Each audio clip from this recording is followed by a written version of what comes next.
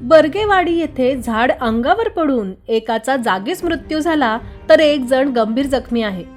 दौलत मसू लोहार वय वर्ष 68 यांचा जागीच मृत्यू झाला आहे. तर श्रीपती गणू पाटील बेलेकर यांचा एक पाय निकामी झाला आहे. दौलत लोहार यांच्या अंगावर झाड पडल्यानंतर त्यांच्या शरीराचे 2 भाग झाले होते. एवढे भयानक घटनास्थळीवरील चित्र होते.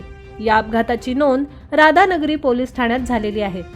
शुक्रवारी दुपारी 3च्या आसपास लोहार हे आपल्यासोबत काही जणांना घेऊन झाड तोडून आणण्यासाठी गेलेले होते.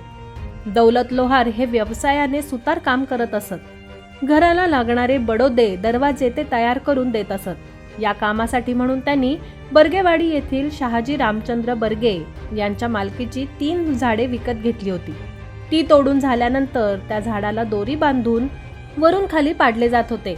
यामध्ये स्वतः दौलत लोहार हे ओढत असताना पडणाऱ्या झाडाच्या गतीनुसार त्यांना पळता न आल्याने झाड थेट लोहार यांच्या अंगावर आलं. त्यात लोहार यांचा जागीच मृत्यू झाला. त्यांचा मृत्यू एवढा भयानक झाला की त्यामध्ये त्यांचे डोके छिन्नविच्छिन्न होऊन डोक्यापासून खालील शरीराची 2 भाग झाले होते. तर श्रीपती पाटील हे देखील कसेबसे पळत जात असताना पडल्याने त्यांचा एक पाय निकामी झाला आहे.